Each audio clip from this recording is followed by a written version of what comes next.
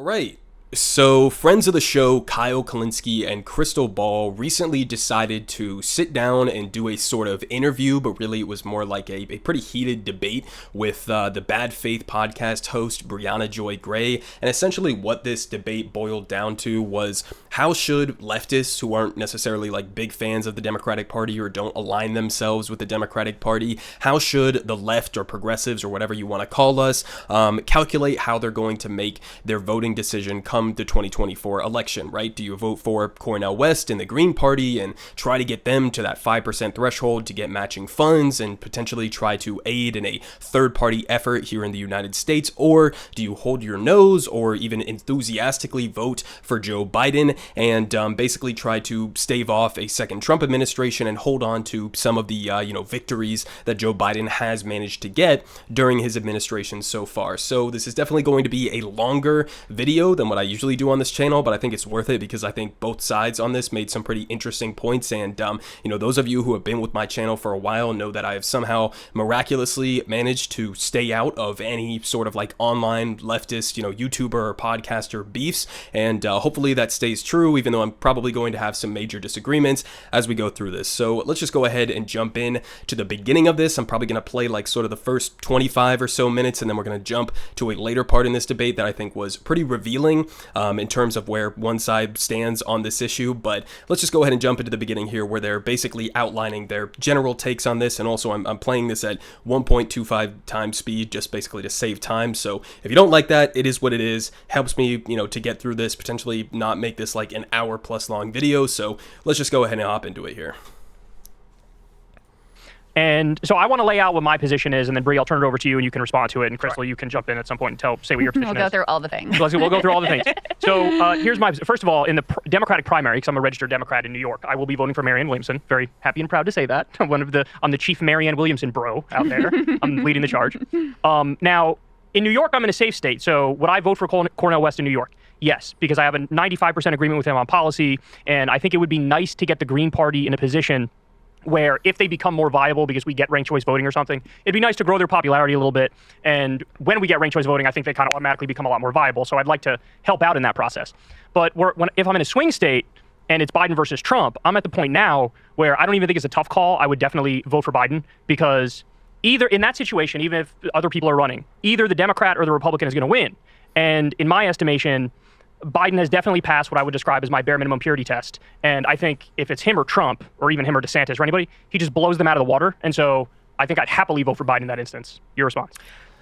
Okay, so before we get to Brianna Joy Gray, personally, like my take on this is virtually entirely in sync with what Kyle just said. I think obviously if you live in a safe state, whether that's like a red state like Mississippi or something, or if it's a blue state like New York or California or any other safe blue state like that, I think that your calculation is going to be significantly different than maybe somebody who's living in like Michigan or Pennsylvania or Georgia or one of those swing states that actually decides the election, given the fact that we have the electoral college and all of that stuff. So I think that that's an accurate take. I wouldn't obviously discourage anybody point blank period from voting for Cornel West. I don't really care who people vote for, but I do think that it's like a noble goal, and it's a good goal to try to get the Green Party to that 5% threshold. And I just think you're going to have to make your own personal calculations based on the policies, given what we know about Donald Trump, that he would implement in a second term versus the policies, given what we know about Joe Biden, that he would implement if he was given another 4 years, right? Some of the things that stand out to me that they're going to cover here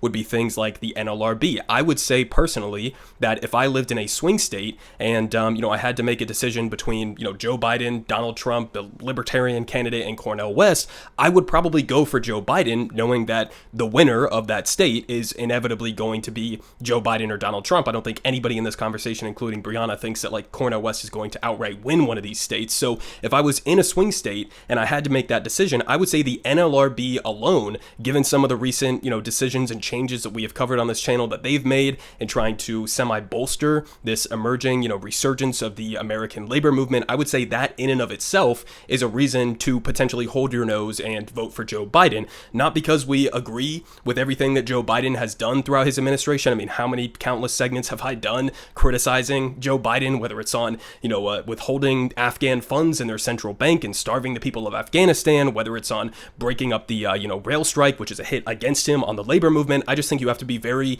nuanced in how you analyze what Joe Biden has done so far throughout his administration and then make your decision from there, right? Because again, when we get to that actual 2024 election day, one or two of the candidates is actually going to be the next president in all likelihood, right? Obviously, I would love for Cornel West to be the next president, but that's just not really in the cards given how, corrupt and dysfunctional American politics is. So you're going to be dealt, the cards that you're dealt, and you're going to have to pick between, the Republican candidate and the Democratic candidate, most likely Joe Biden or Donald Trump. And I think personally that if you take things like the NLRB and some of the other, even some, in some cases, minor achievements of the Biden administration, that far outweighs the potential destructive outcomes that could be a reality if Donald Trump were to get a second term and he were to put into place like an explicitly anti-labor National Labor Relations Board. So I think take it holistically, make your own decisions. But I think I agree with Kyle that, in my opinion, the difference between Joe Biden and Donald Trump, it's night and day. It's not really much of a conversation there. But they continue here. Well, I similarly was voting for Jill Stein in New York in 2016. I did the same. And I also happen to believe that strategically it makes the most sense to apply pressure to the Democratic Party by voting for not Biden in a primary. Marianne Williamson is obviously the most progressive candidate in the primary, and then vote for Cornel West in the general. And I know there are a lot of people in my audience who are frustrated by that plan because they think that it takes something away from Cornel West's run, or it affirms the Democratic Party in some way to vote for Marianne Williamson running as a Democrat. I don't feel that way. I feel it's a little hypocritical to have that position, given that we all just enthusiastically voted for Bernie twice in the primary the last two rounds. You can make a distinction saying that Bernie was an independent, and he always identified as an independent, and Marianne Williamson doesn't have that kind of cloak of distance from the Democratic Party. You can say what you want. I don't see those things as mutually exclusive in the least. So that is also my plan. I differ from you only insofar as that I would say it's a more difficult choice in a swing state to decide what you're going to do. But I frankly respect people who feel comfortable. It has not been something that I have to contend with, but I respect people who feel comfortable voting third party even in swing states. And the reason is this, and it goes back to that early bad faith viral Noam Chomsky interview, in which I asked him about a month before the 2020 race. Look, I said, I take your point. Let's say Trump is an existential threat. Let's say that he's a unique threat among all Republican candidates. My concern is that every year, because we all vote for blue no matter who, because most Democrats vote blue no matter who, or most left-leaning people do, the message that gets sent out is that Democrats don't have a bar. You can go as low as you want, as close to the Democratic Party as Republican Party as you want, and there's a ratchet to the right effect. And Republicans know that they can keep being more and more extreme. And so I want you to explain to me what you predict to be the stopping point at which we're no longer saying this new Republican is the worst that has ever happened. This new Republican is the worst that has ever happened. Tell me you're not going to be saying the same thing about Ron DeSantis or Vivek Ramaswamy or whatever other person comes down the pike. And he was unable, in my subjective view, to respond credibly to that claim. So if somebody could tell me strategically what the stopping point is going to be of making this argument of the lesser of two evils, I would be open to the idea that, okay, this is the last one. Donald Trump, fine. He tried to steal the election, fine. That is a new line that he has crossed. But absent an acknowledgement that we are creating our own destiny by lowering the bar in these ways, I'm not comfortable coming out and criticizing anybody who no longer wants to be complicit in that kind of a system that's enabled the Democratic Party to not have a primary, treat Marianne Williamson as badly as they've treated her, treat Bernie Sanders as badly as they treated him, and openly come out and say they don't have to hold a free, fair election. The DNC argued that in court, Okay, so I mean, basically, I agree with her criticisms of the Democratic Party. I kind of understand and sympathize with the notion that, like, if every time we get to the election, right, and after it's, Marianne Williamson getting screwed in the primary or Bernie getting screwed in the primary back in 2016 and 2020, that, if we always end up going to the polls and we, hold our nose and vote for the Democratic candidate, that, like, okay, when does that process end and when do we actually collectively use our leverage to try to extract concessions to get our votes, right? Instead of having this vote blue no matter who mindset. I do sympathize with that perspective, but,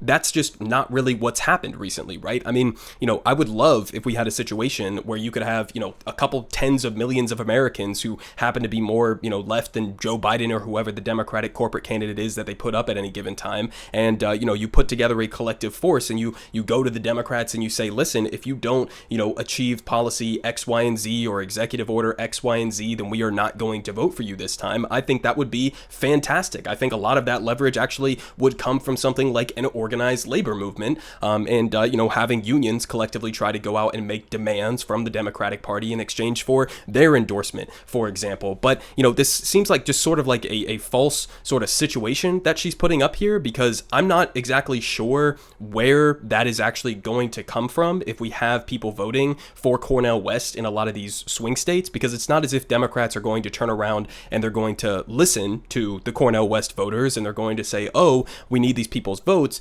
let's go out and implement policy X, Y, and Z in order to bring them over to our side. That's not what's going to happen. I mean, what's going to happen is basically essentially what happened in 2016, where they're just going to end up smearing a lot of the people who do vote for the Green Party and saying, you guys betrayed and you guys allowed Donald Trump to take office, and whatever the case may be. That's going to be the inevitable result from that. So I'm kind of confused in terms of like what her strategy is in order to get that collective force to try to use that leverage against Democrats to get certain policies achieved, because it doesn't seem like that's necessarily happening. It doesn't seem like that's going to be the outcome of the Cornel West campaign, even as much as I would like for that to be the case. And so again, I'm kind of confused about her characterization of the situation that's inevitably going to play out come closer to the 2024 election. But they have a response here for that. So let me explain a little bit of my position. I think that'll help respond to some of what you said there. And I'm also curious to dig in a little bit more to your analysis of how the Biden administration has actually been in reality. So last election in 2020, I did live in a swing state. I lived in Virginia, still live in Virginia, registered in Virginia. And it did not feel good to vote for Joe Biden, but I decided to vote for Joe Biden, which is something I said publicly at the time. But I said something very similar to you, which is like, listen, this was not easy for me. If you, wherever you live, swing state, not swing state, et cetera, you do whatever you analyze is the right thing to do. And the reason that I voted for him primarily at that time, even though I thought he had an atrocious record in the Senate, even though, complicit in the Iraq War, complicit in bad trade deals, complicit, like terrible things on crime, all that stuff, right? The primary reason I voted for him was because of the National Labor Relations Board. And because labor politics and building out union power in this country, to me, is one of the most important goals, and something that I think we all share and leftists generally believe. Now, in retrospect, not only do I feel good about that vote, he's actually surprised me. Now, I've got all kinds of issues, right? On the National Labor Relations Board, though, specifically, they just issued a ruling which could be a complete game changer for unions. And just to explain to people a little bit, basically, in the past, bosses could union bust with impunity, no accountability. Now, the process going forward is completely changed. If bosses are caught union busting, then that's it. There's no more election. It's canceled. They have to recognize the union and start bargaining with them. That's the biggest shift in labor relations we've had in our lifetime. So that's why at this point, I'm not only, it's likely to, I'm a Marianne supporter as well, but we can all see the most likely outcome is it's going to be Trump versus Biden. Not only would I say that protecting the Biden National Labor Relations Board is important enough for me to vote for Joe Biden, but it is important enough that I would actively encourage, but I'm not going to shame them for whatever they decide to do, but I would actively encourage people who are in a swing state to vote for Joe Biden, if for no other reason than to protect that board. Okay, so I'm just going to say I'll add on to what Crystal just said there. I agree with her take. Obviously, again, I'm not going to shame people for, even if you live in a swing state, you decide not to vote for Joe Biden. That's entirely your prerogative, and make whatever calculation that you want to make. But again, I will just focus in on the National Labor Relations Board, aspect of this. And as a socialist political commentator, I want to remind people that part of the reason, and Crystal ends up bringing this up like much later in the debate here, but part of the reason why the most successful president in probably American history in terms of getting left-wing policy implemented at the federal level, Franklin Delano Roosevelt, FDR, the major reason why he was able to get a lot of those major agenda items through was specifically because of pressure from socialists, from communists, from the labor movement in general. And so I think that should be like sort of the main calculation. If you are a leftist, if you are a socialist, or somebody else who watches my channel, that should sort of be like first and foremost, because I just want to make something explicitly clear. If Donald Trump is the next president, if Ron DeSantis is the next president, if any generic Republican, I don't know if you guys watched the last Republican debate, but if any generic Republican is the next president, they're going to not only undo a lot of these gains that we have made, even though you might think they don't go far enough. I don't think they go far enough, but they are going to undo all of those things that have been major victories for the labor movement here in the United States if they become the next president of the United States. That's a reality that you have to deal with when you're making this calculation. And I would honestly make the argument and make the case that, 8 years, including his first term, obviously, if Joe Biden wins the next election, 8 years of just the NLRB that Joe Biden has put in place with Abruzzo at the head of it and with all of these other people that he has nominated into these key positions, that alone, the support for unions in the United States would be, in my opinion, enough of a justification to keep Joe Biden in power and to prevent somebody who is explicitly anti-labor, like Donald Trump, like Ron DeSantis, like fucking Tim Scott or Nikki Haley or any other of these, motherfuckers, Vivek Ramaswamy, another one, okay? I mean, all of these people are explicitly anti-union. They are explicitly anti-labor, okay? And so that has to be a major calculation. And again, I'll make the argument that I think that 8 years of the way that the NLRB has been operating under the Biden administration in terms of building up labor power to then use that union power, use that worker collective power to pressure the Democratic Party to adopt certain policies in exchange for endorsements from some of these major unions, which the Democrats need in order to win a lot of these key elections. Building up that power over 8 years with a pro-union NLRB, in my opinion at least, I think that would be even preferable to getting 5% for the Green Party and allowing somebody like Donald Trump to potentially win the next election, right? Because I think you should, maybe get some degree of leverage if the Green Party gets 5% and they get that matching funds and maybe they have more influence on the general electorate come 2028 or whatever the case may be. I think you'll get maybe some degree of leverage over Democrats and pushing them to the left on policy, but I think that is going to be far outweighed or would be far outweighed by the leverage that you would get from an enhanced and more strengthened labor movement if we actually continue on the pace that we are right now with revitalizing the American labor movement. So I'll just say that aspect of it, just adding on to Crystal's point there, but they continue here with Brianna's response. So I think that's a perfectly defensible position. And I had this conversation on my podcast in the last episode, and there were people who would characterize that position as, I mean, you've heard the thing, you've been on the internet, being too credulous about Biden or, being too comfortable in one's own position in life and not needing enough change and being happy with the status quo. People will say things like that.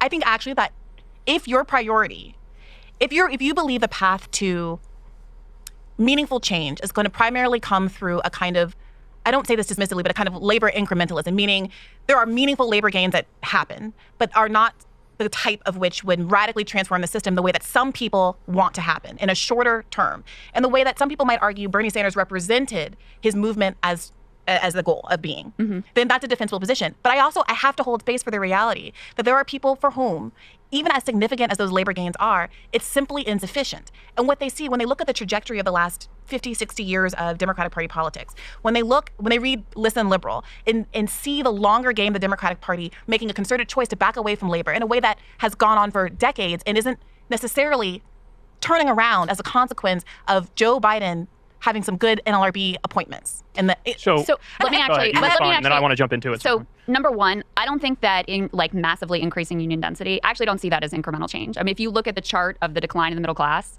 and the decline of union density, you'd be hard pressed to find a more significant factor. I made these arguments as well. But the other piece is, I feel like those same people who are right about the Democratic Party, they were right about the analysis in Listen Liberal, right about the fact that you had, this free trade, bipartisan consensus, and in large part a union busting bipartisan consensus, also don't acknowledge that there actually has been a notable shift in the Biden administration. Now, my big issue with the Biden administration, I mean, there's a million of them, right? On foreign policy, I've got problems. But my biggest issue economically with the Biden administration is the way they've allowed the pandemic relief, the short-term pandemic relief programs to fall away and leave a lot of ordinary Americans in a more precarious financial position now than they were at the beginning of the administration. And that's not nothing. But when I look at the long term, when I look at the fact that, listen, with the Inflation Reduction Act, with the CHIPS Act, with infrastructure investment, you're talking about industrial policy in a way that would have been completely unheard of in the Clinton-Obama era. When you look at not just the NLRB, which I said is the core for me, but also his antitrust appointments and the fact they're really trying to reverse decades of neoliberal attack on any sort of trust busting, I feel like none of those improvements that have made Biden on that front way better than Obama, way better than Clinton, I just feel like there's no willingness to acknowledge any of that whatsoever. I think she's 100% correct about that. And, obviously, I mean, I talk about this all the time on this channel, but Joe Biden isn't even remotely close to the, leftist that I would want him to be, especially on some of the things that she, just mentioned there. I mean, when we talk about infrastructure, I've laid out on this channel why I think that the Inflation Reduction Act and other policies that he's implemented don't go far enough on infrastructure spending. And I've laid out, sort of the flaws in the strategic approach, let's say, to how they handled Build Back Better and allowing that to get torn up into a million pieces. And then you're allowing Joe Manchin to have a significant degree of influence, especially on things like your climate policy. I mean, a guy who is literally like a West Virginia millionaire coal baron getting to dictate a large portion of climate policy. So I've laid out all of the, insufficiencies and the half-assed nature of a lot of what Joe Biden does. But at the same time, you also do have to acknowledge that this Joe Biden that we've seen throughout his first term so far is not the same Joe Biden as when he was a senator back in the day, right? It's just not the same guy. Now, there are overlaps with it, certainly. I mean, I think on crime, I mean, he's out here, calling for a massive influx in more police officers across the United States and all of that good stuff, right? So I think there are some overlaps with previous, era Joe Biden, but also in some marked ways, specifically when it comes to the National Labor Relations Board, specifically when it comes to antitrust enforcement has been another bright spot within the Joe Biden administration so far. I think there has been a significant break from even previous Democratic presidents in recent memory, guys like Bill Clinton, guys like even Barack Obama. I think, strangely enough, and I did not expect this going into the Biden administration, but I think Joe Biden is significantly to the left just in terms of the policies that he has managed to get through Congress. He is significantly to the left in his accomplishments from even somebody like, Barack Obama, who literally ran a campaign on hope and change, whereas Joe Biden, ran a campaign on basically being, I'm the not Bernie guy, right? I'm the more corporate, status quo, managerial class kind of guy. But even given that reality, Joe Biden has had to adapt to the reality that, you do have people who are fake right-wing populists like Donald Trump, who are against things like NAFTA, who are against things like the Iraq War, who are against, the hollowing out of the American middle class and our industrial base. And I think that Joe Biden has become much more of a populist than he previously has been throughout his Senate career and all of that. And he's made, some significant policy adjustments that definitely wouldn't have happened under the Obama administration. And it does feel like a lot of people on the left, can't come to grips with that, or they're not willing to sort of, I guess, like acknowledge the nuanced differences between what Joe Biden has done versus what Bill Clinton did versus what, Obama did. But they continue here in that conversation. I don't think the issue is acknowledging it. It's how much it matters to you, how weighty that is to you, and how much you see those kind of call them meaningful improvements as really core to the nature of the project that you're on. And I think that what some people are frustrated by is that this went from feeling like, in both left media and left politics, a bigger revolutionary project that was going to the core of our capitalist system and wanting to radically change the way that human lives are valued, what we consider to be the nature of our social safety net, what we believe to be the nature of what we consider to be human rights. And they wanted to join a movement that validated what many of us felt intrinsically, emotionally for most of our lives, that something in the milk very much wasn't clean. And Bernie came along and articulated that it was legitimate for us to be asking for something more. Mm-hmm. And so at this point, it does feel as though there has been a kind of a bait and switch. It's not that what you're describing isn't true or legitimate. And I said this on my podcast. If your priorities are what you have kind of articulated your priorities as being, I think it's a perfectly legitimate argument. But I have to hold space for the fact that for many people, it simply isn't adequate. Yeah, I mean, listen, it's not adequate for me either. That's why I spend half my time, talking about some of the minor accomplishments of the Biden administration, and the other half is critiquing him and saying that he hasn't gone far enough. I mean, it's sort of like a weird false dichotomy that's going on here, because I would put myself more so in the camp that she's describing here of people who don't think what Biden has done is adequate enough. But at the same time, I'm also willing to acknowledge what he has done and the influence that could potentially have, especially when you're comparing that to having a Donald Trump presidency. And I'll say this again, just to reemphasize the same point, as a socialist, right, living in the center of global capitalism here in the United States, right, my main focus is on trying to build up an actual labor base that is organized and that is effective in the United States. That's why I talk about union news. That's why I get into the minutia of certain, NLRB rulings that come down and all of the strikes that we have upcoming and all of that stuff. That's like, it's not only just that it's, and I forget exactly the words that she just used there in that clip, good. But it's not just that it's like, you know, a good, meaningful accomplishment. It's that, like, that's the whole core of personally my politics, right? That is my strategy for change in the United States. It doesn't come from supporting a party label. It doesn't come from supporting the Democratic candidate or the Democratic Party. It also doesn't necessarily come from supporting the Green Party. Okay, I do think that we need more political parties in the United States. I hate the two-party duopoly and all of that good stuff. I think it's an impediment to the progress that I want to see. But my main focus has and always will be, okay, as a leftist, as a socialist, will be on the labor movement. And so to look at sort of this comparatively massively more pro-labor NLRB and the amount of things that they are, allowing unions to do and potential emerging unions to do and workers who are trying to organize, especially with this most recent ruling that effectively, puts a sort of de facto card check back in place. Okay, by the way, which was something that Obama said he was going to do and then completely backed down when there was a mildest bit of pressure against it, right? You're putting stuff like that in place. That is not just it's not just meaningful, it's massive, and it's also core to the strategy that I would think would be the most effective in terms of actually building up collective worker power to then be able to use that collective worker power as leverage to pressure the Democratic Party to meet our demands, to do what we want them to do. And so to just sort of like swipe that under the rug, and I guess like her argument, and I'm not trying to strawman her, and if I'm misunderstanding her, let me know down in the comments, but like it seems like she thinks that it's a greater priority to get the matching funds for the Green Party in a hypothetical where we either get 5% for the Green Party or we, allow Donald Trump to get elected. Now, there's not the only two options, but it seems like that's a hypothetical we're dealing with here. But it seems like she thinks that getting that 5% and getting the matching funds is almost more important than continuing to build up a labor movement, because the alternative, if Trump gets elected, would be the decimation of that labor movement. And I think that would by far be the biggest harm that you could possibly ask for in terms of trying to build up the very leverage that she's referencing here to be able to push Democrats to actually implement good policies. So I'm not really understanding that argument that she's putting forward there. Can I respond? Yeah, let me jump in here. So my issue is that many people on the left are, I would say, dishonestly refusing to acknowledge any good things that were done. We could all on the left list, like, here's the 57 things we hate that Biden did. But when something good happens, I'm the only one talking about it, and then I get accused of being a DNC shill. Now, I'm not blind. I think in order to be intellectually honest, you have to look at, here's the good things that happen, here's the bad thing that happened, I'm going to give them all to you, and then you could judge how much you value each and which one you weigh more and how that factors into your, voting analysis. But I was like the poster boy back in the day, or people viewed me this way, as he's the purity tester. He's like the main purity tester guy.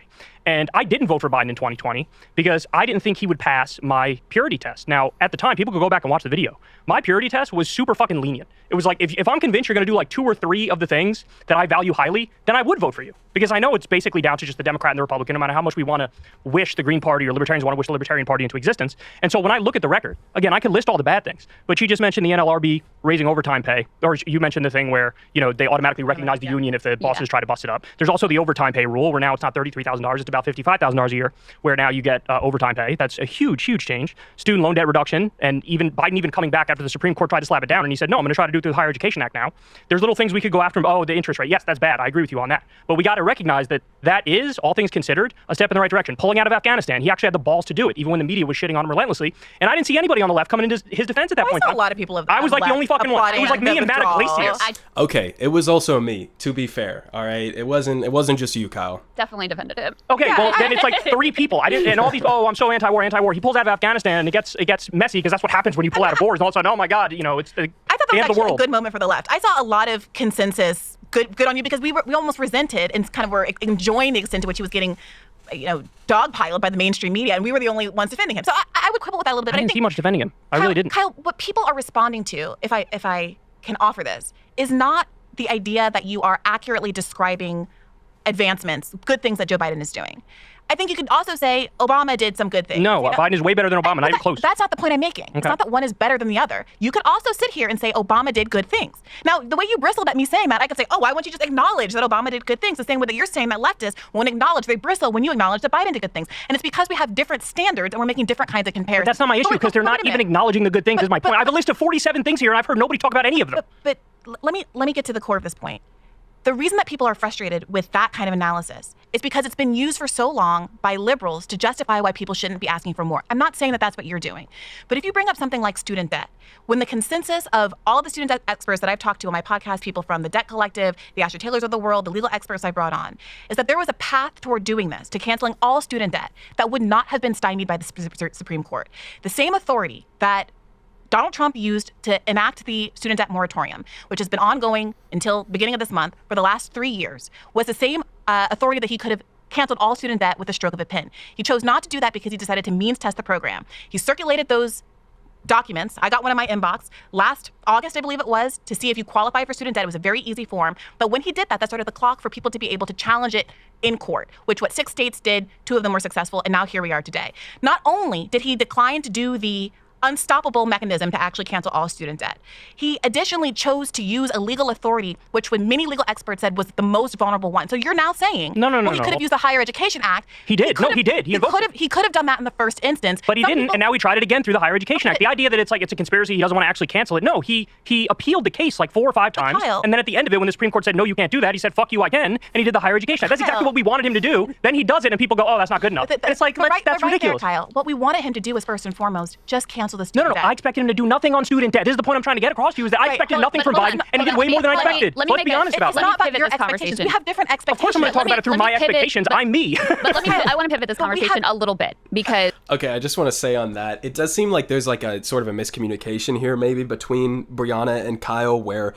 like Kyle is obviously giving his perspective, which I agree with, that like, and I also, when Joe Biden was elected, I didn't think he was going to do jack shit on student debt in the same way that I didn't think he was going to do jack shit on the $15 minimum wage. And obviously he didn't succeed on the $15 minimum wage. He's yet to succeed on the student loan front. And I do honestly sympathize with Brianna's argument there that we all knew that, using the 1965 Higher Education Act or whatever was the right decision to make from the beginning. And so it is kind of questionable why he decided to go with this like much weaker like COVID era justification to try to get it through. And obviously we would all want him to cancel 100% of the student debt, not just the means tested version of it and all of that. And so I kind of sympathize with her position on that. I don't necessarily think it's like a conspiracy because now he is using the 1965 Higher Education Act. I would question why he didn't do that from the beginning. But again, I think there's like a miscommunication here where Kyle is giving his position as a knowledgeable and informed leftist political commentator, whereas Brianna seems to be trying to give the perspective of like your average normie voter who basically took at face value everything that Joe Biden promised on the campaign trail and just assumed he was going to implement all of that. So I think that's sort of where they're getting confused with each other there. Is what we really have is a tactical disagreement. We could quibble about student loan debt. We could quibble about all kinds of aspects of the Biden administration. All of us would like him to do more. There's no doubt about that. But hold on a second. Our political aims are ultimately very similar. But I do think the student loan debt example is instructive because it shows what has been effective in terms of securing real gains versus what has been ineffective.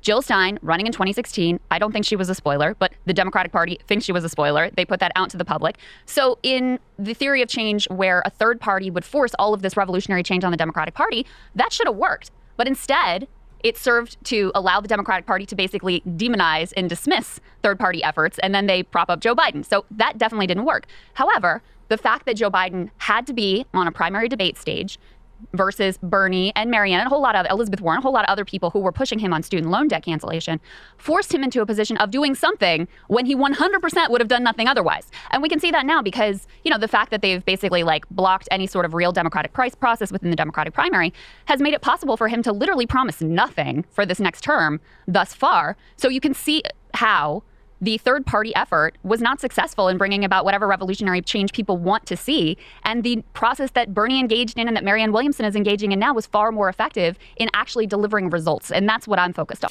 I agree with a lot of what she just said there. Obviously, again, just want to double down on the point that she just made there, the nuance that she's not saying that Jill Stein voters, cost Hillary Clinton the election at all. She's saying that's the perception, that's the narrative that corporate media and that, elite Democrats, establishment Democrats are trying going to try to push onto the American people. And that should be something that you take into a calculation, whether or not it's true or not. It's obviously not true, but that also has to be a calculation in terms of what is going to be the most successful sort of a strategy in terms of actually pushing Democrats to the left. And if your strategy is going to end up with Democrats basically just using it as a chance to demonize you and shift even further to the right, well, then that might not actually be the most effective way to do it. And this is kind of why I advocated for, when Cornel West first announced his run, for him to run in the Democratic primary, because I honestly think that would have put a significantly more or a higher degree of pressure on Democrats, with Marianne Williamson in the race, with RFK Jr. in the race, and now with Cornel West in the Democratic primary. That might have put just that little bit more pressure on the Democratic Party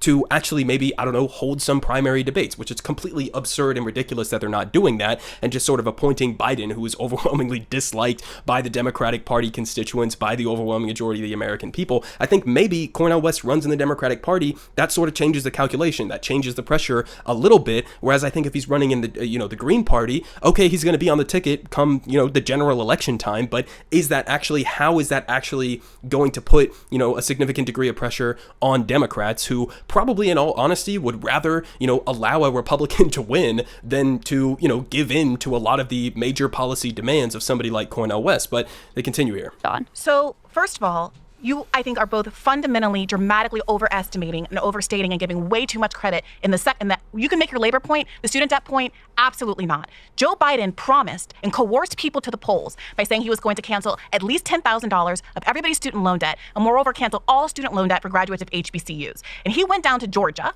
a state that he not only needed to win for the presidency, but needed to win for the Senate, and where there are 3 of the major HBCUs in the United States of America, made that promise, and people knocked doors and turned people out to the polls on the basis of that promise, which he immediately stopped talking about the second he got elected and reneged upon. He also knew the authority that he had to cancel all student debt. And I know because all of these student debt advocates have been talking about how they were directly liaising with his office and communicating these points, and they chose to ignore them and do a plan that he knew could be obstructed. You can say it's not a conspiracy theory, that's conspiratorial thinking, but it's either a conspiracy or he's an idiot.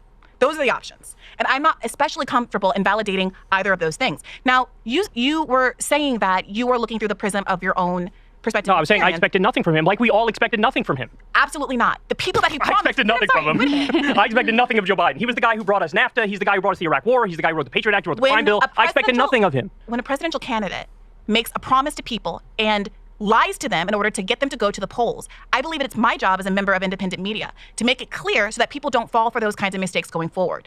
People, if Biden wants to run as I'm a milquetoast incrementalist who's just better than Trump, he can feel free to do that all day and night, and then he would have lived up to the expectations that he set for himself in the context of the primary. So I'm honestly, Kyle's going to say he did run like that. I'm honestly struggling myself because it's hard for me to separate how I was analyzing and interpreting, the 2020 Democratic primary versus maybe how like average normie voters were. And again, I think that's sort of like the discrepancy between what they're describing here with Kyle and Brianna. But I mean, my impression of Joe Biden the entire time throughout the Democratic primary and even in the general election was, yeah, this guy is a milquetoast, so-called centrist neoliberal corporate ghoul. I mean, that was sort of like my impression. I agree with Kyle that I had, basically the bar was on the floor when it came to what I expected him to be able to do during his administration. And so if he does anything, then, we'll interpret that as, okay, wow, you actually did something. I wasn't expecting you to do fucking anything, right? But I also see Brianna's point there that it's like, okay, you made all these promises on the campaign trail and then completely failed to actually implement half of those promises. I also see that as a decent critique there, but they continue. Campaign. He did run as a milquetoast. He promised to cancel all student debt for every graduate of an HBCU and $10,000 to $20,000 of student debt for people who earn less than $125,000 a year. Now, that might not matter to you. And I defend you guys against claims that, you don't care about this stuff because, you're out of touch and it doesn't affect you in material. I think that some of those claims get really silly and overly personalized. But Biden made a choice to tell 44 million Americans who have student debt that he was not only going to not fulfill his promise to them, but that in the middle of the debt ceiling argument of a couple of months ago, the one thing that he was going to bargain away to get the debt ceiling passed was ending the student loan moratorium. So now it's not me. I'm not the one in control of whoever votes. He has to make the case to those 44 million Americans who's he's starting their student debt up.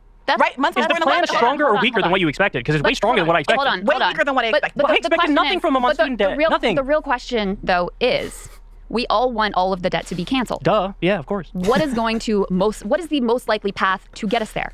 And not Joe Biden, obviously. Hold on. But I don't see how Cornel West getting 5% of the vote and unintentionally helping to reelect Trump That doesn't get us there at all. Let's get into that. Let's get into that. So for whereas two things, if you have a primary contender actually able face-to-face to pressure him, we have seen the way that can potentially work. Those are mutually exclusive. So why is that an argument against Cornel West? It doesn't have to be exclusive, but do you think that the project of defeating Trump is worthwhile at all? Because I would turn back on you. You asked the question, like, where's the bottom of the lesser evil question? Like, where does that end? I would turn it back on you and say, where does it become not just a lesser evil, but like, actually, this person is significantly better. And I would say that Biden, for my disappointments with him, for all of the things that I talk about plenty, including disappointments on student loan debt, including on the pandemic relief that I talked about, including on the railways, all these things, right? Ukraine.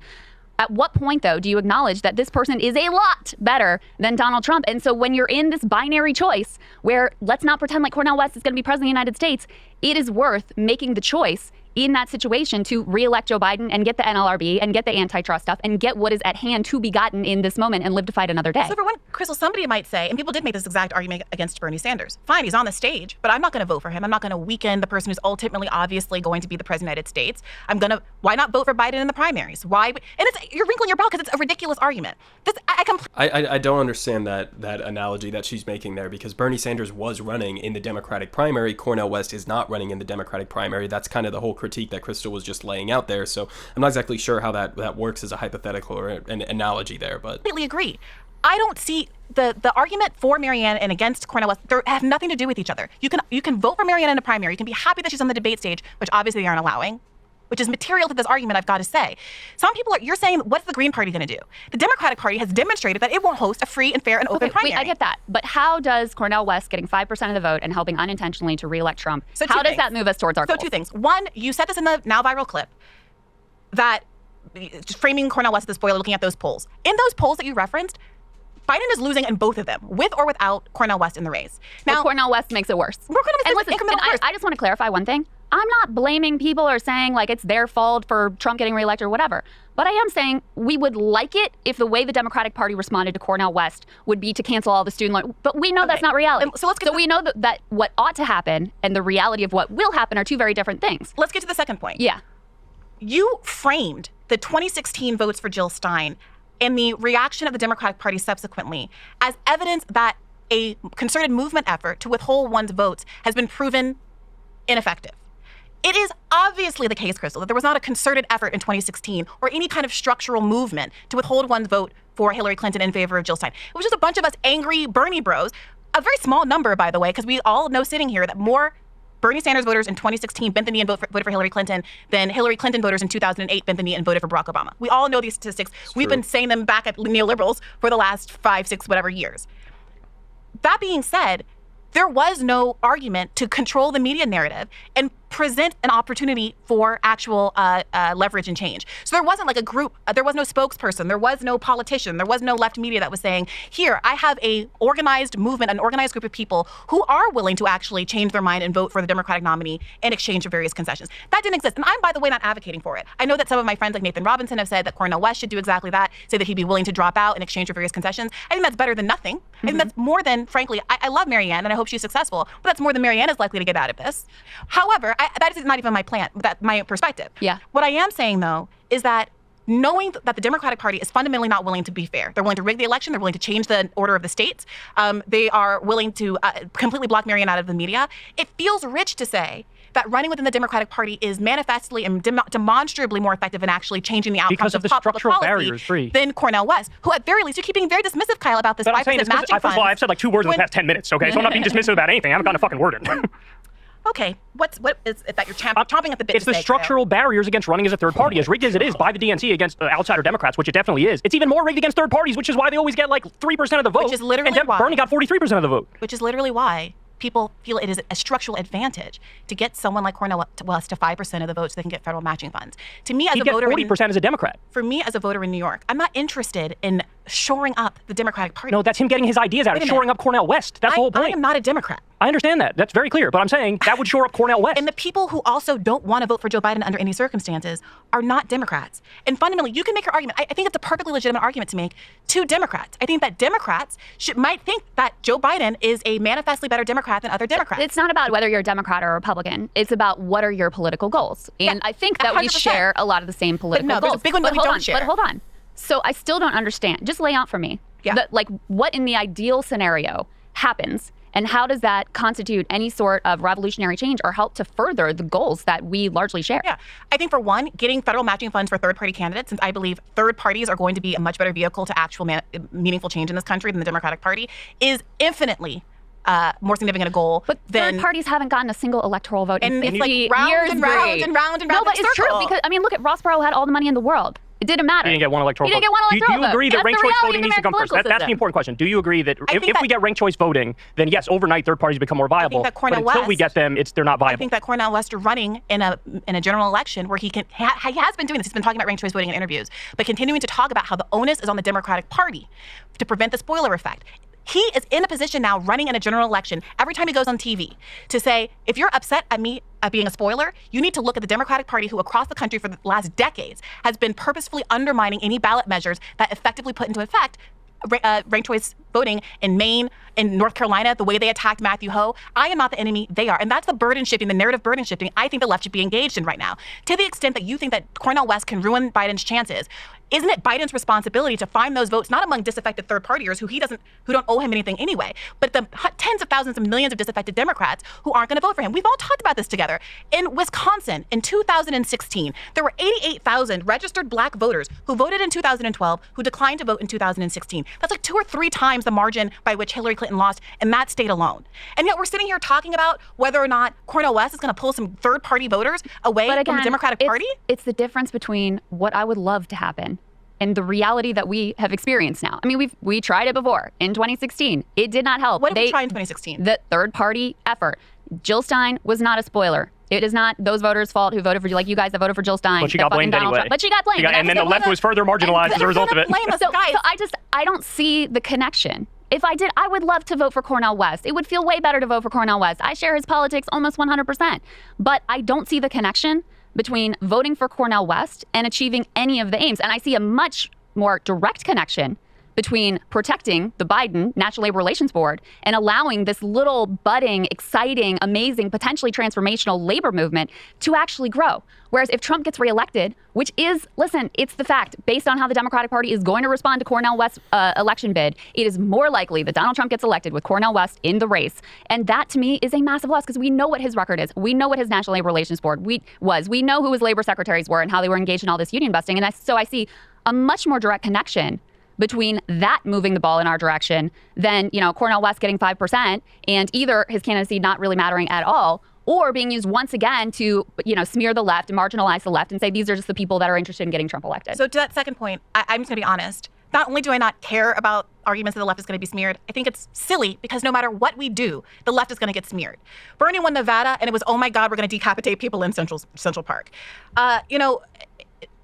Okay, so I'm going to cut it off there. I'm going to jump ahead to a different portion of this debate, like I said, that I think was pretty revealing just in terms of her position on how she sees Donald Trump versus Joe Biden. On that last point that she was just making there, I do agree with that. They're going to try to smear the left, the, Bernie sort of Democrats or Cornel West Green Party members or whatever the case may be. They're going to blame and smear us no matter, what the situation actually is in reality. So I do agree with that aspect of it. But I also agree with Crystal and Kyle there saying, basically the fundamental question, it seems like, is like, if, as Kyle pointed out there, the Green Party has approximately a 0.0% chance of winning at the federal level in a presidential election, given the fact that we don't have ranked choice voting or anything like that, then the question is like, okay, so what are we getting out of that, right? Especially if you're also factoring in, although, I don't agree that the blame should be on people who vote for Cornel West or, the blame should be on Cornel West himself or the Green Party, but if the situation does end up being, in a worst case scenario, that let's say Cornel West polls, potentially 2% of voters from Joe Biden, you end up with Donald Trump as the president. The question is basically like, well, which reality would be better for the left? Would it be 4 more years of a Joe Biden administration with the NLRB, with the antitrust things that he's put in place? Or would it be getting Cornel West to that 5% threshold, right?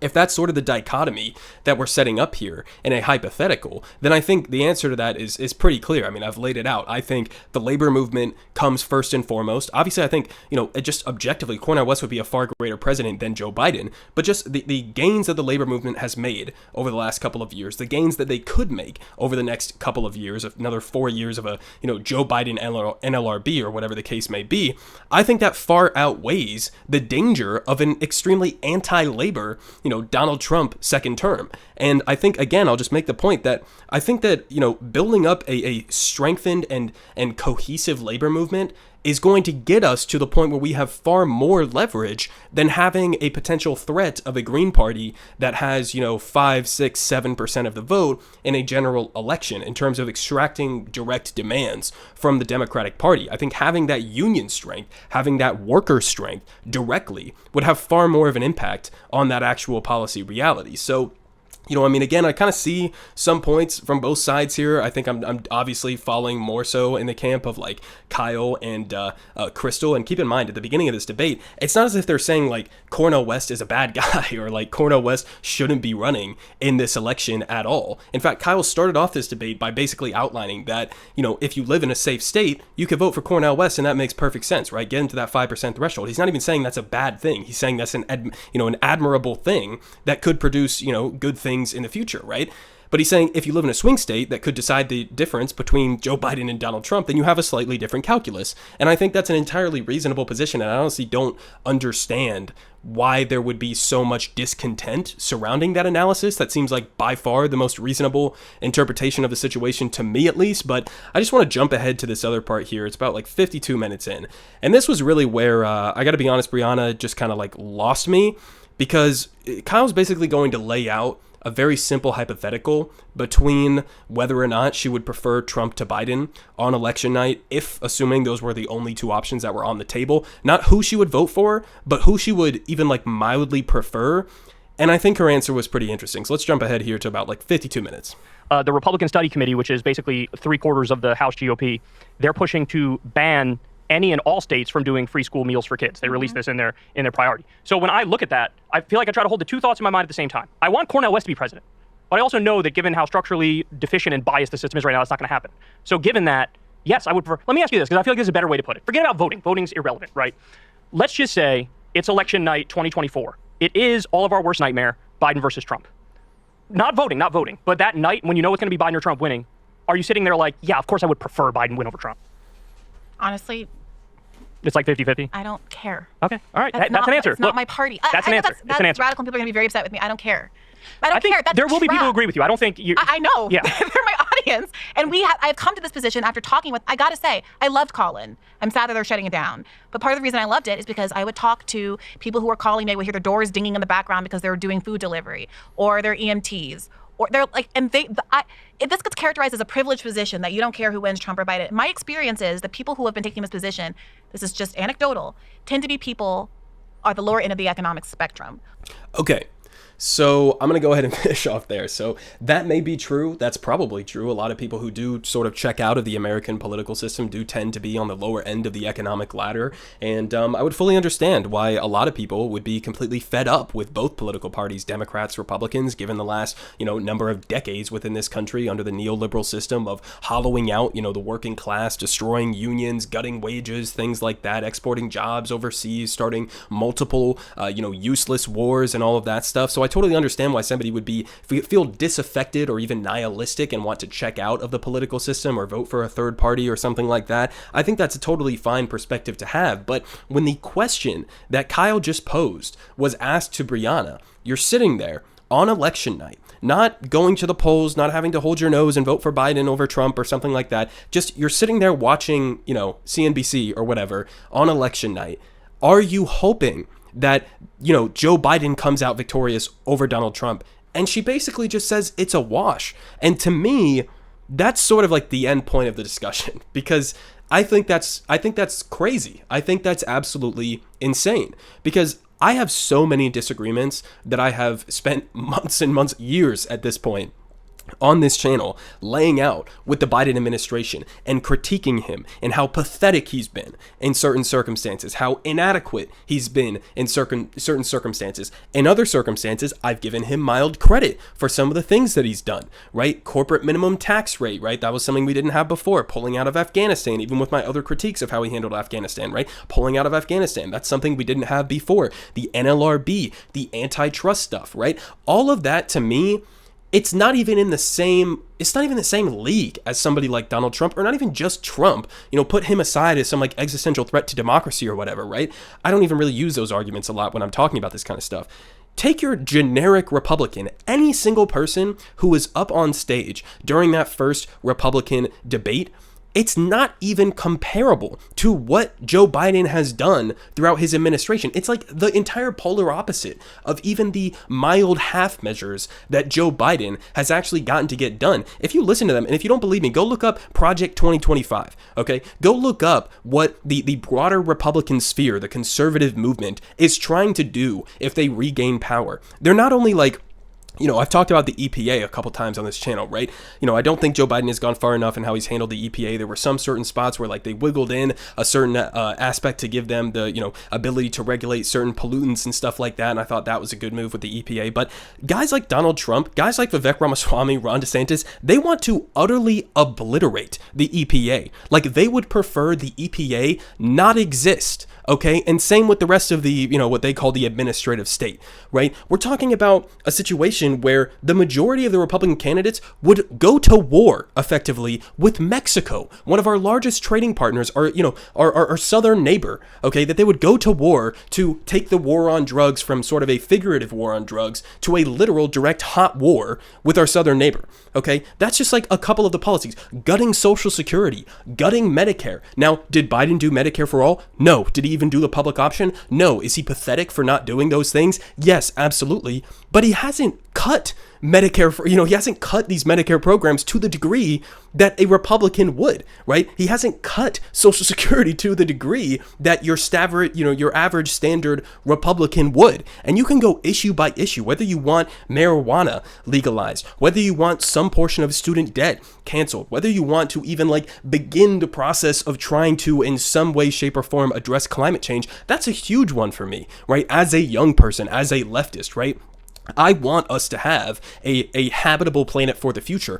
I've criticized Joe Biden for the Willow Project, right? I've criticized Joe Biden for his half-assed inadequate spending measures that were put in place to address climate change that he goes out and touts as this historic investment. I don't think it goes nearly far enough. But again, you have guys like Vivek Ramaswamy on the Republican stage who are saying the climate agenda is a hoax, right? You have guys like Donald Trump who would double and quadruple and triple down not only on expanding the use of fossil fuels in the United States, even beyond what Joe Biden is doing right now. And I understand that Joe Biden has done more than, Trump did under his administration, but Trump would take that to an entirely different level as well. And then also try to undercut even the half measures that Joe Biden has put in place. So to me, the idea, when you take it in its totality, when you're actually a nuanced, good faith interpreter of what has happened and what the difference between 4 more years of Biden would be versus 4 years of Donald Trump, or any Republican for that matter, if you can't see the difference between that, I don't know what to say. Because again, there's a difference between saying what Joe Biden has done